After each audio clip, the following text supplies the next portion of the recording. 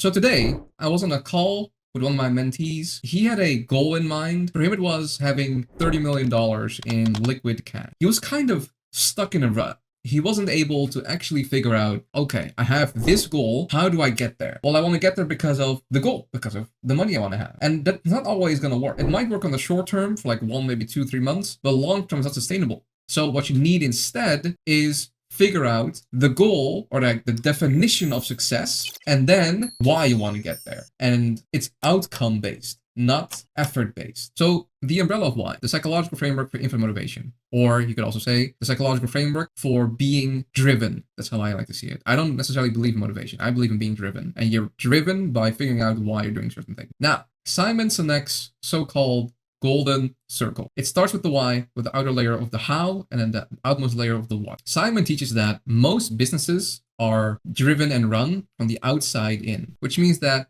they know what they do, some know how they do it, and rarely businesses know why they're doing it. The why is the purpose behind it. It's the reason that the business, and also you, exist, right? What's the purpose? What's the belief? What's the concern? What's the vision? Why are we doing this? Why are we selling automations? Why are we selling AI solutions to companies? Why are we getting up in the morning? So Simon Sinek teaches people that most businesses are run from the outside in. And then he proved that most inspired and best brands out there, they operate from the inside out, like this. So this idea of the golden circle is pretty interesting, especially if you haven't ever come across it. So the golden circle is a great diagnostic tool because you can ask yourself, okay, why do I want to start a business? You start with the why instead of starting with the what.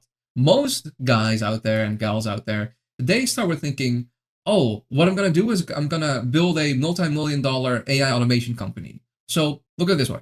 If I say the why, so I'm going to just do it like this, the why, the how, the what, and the other way around. So the what, the how, and the why.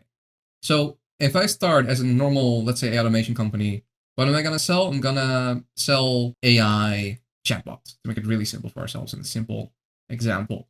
How am I going to do it? I'm going to use voice flow, let's say, or I'm going to use N8N or a combination of both, whatever it is. Why am I doing it? Money. That's how it usually goes. And if it isn't money, it's because of survival, because most people leave to just survive, right? Now, if we start with why, let's say I want to increase mental health because a lot of stressful jobs involve that they're doing mundane things. If your why is, hey, I want to increase mental health, how I'm going to do it is by eliminating simple tasks. And then the what is going to be, I make end-to-end workflows for businesses. And now you can see there's a big difference between these two ways of thinking. So I guess you could say this is the new way of thinking and this is the old way of thinking. So you can already see if you go from this way, it's a lot more aligned with who you are because you start with why you do this. So if I have to wake up at 5 a.m. in both of these scenarios, if I wake up with, oh, I want to sell AI chatbots, that doesn't wake me up in the morning. Well, maybe the idea of money kind of does, but not long term, right? If your why is, hey, I need money. My parents are living in a slum. We are $30,000 in debt. That's a different why. That's not a money why. That is a, I want to provide for my family type of why. That's powerful. That's huge, right? You can use it suffering, you can use it pain. That's a very powerful why, which can help you bear almost any how, right? That's once again, the Auschwitz survivors, the World War II survivors, etc. So now you kind of understand how to apply this golden circle, this diagnostic tool. The umbrella of why takes the abstract theoretical side of this and makes it a lot more tangible and an actual exercise you can do for like half an hour after watching this video. Now, how does this umbrella system that I have in mind work? Basically, you've got this umbrella. We all know what an umbrella is, right? The top part, the so-called canopy of the umbrella, is the what. What are you doing? These little spokes over here that every umbrella has are the why. All your reasons as to why you're trying to do the what. And then the handle, which you're holding day to day, day in, day out, that's the how you're going to do that. So this what is, for my mentee, the $30 million liquid money in the bank. And he had this for a while. I'm working with him for 7 months now. And this was his goal the entire time. Now, he figured out the why behind it.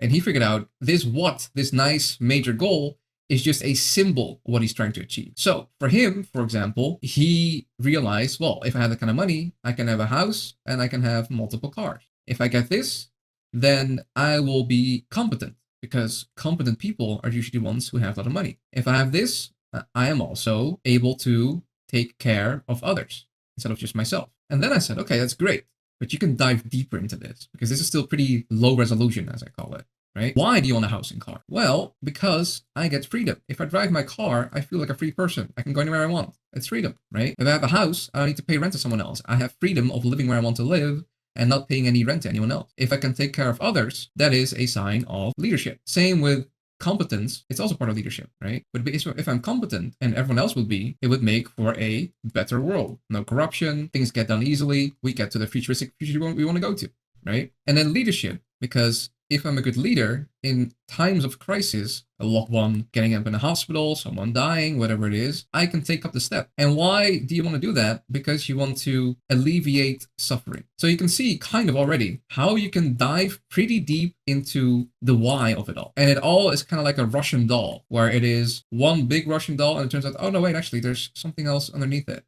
And all of that, right? So you kind of get it. Like a Russian doll, where there's always like a deeper layer to be found, like an onion, really. There's always a deeper layer to be found. So when you have to wake up at 5 a.m.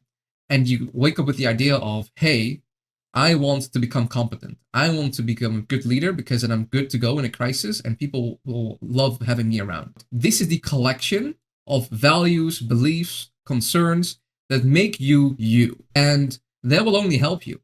Because when you wake up at 5 a.m. and you want to snooze, and you think of, I don't want to get out of bed, but I do want 3 months from now to have freedom, to have my own car, to make the world slightly a bit better in the next 3 months. And you can only imagine the next 30 years of that, right? How much better the world you have made because of that.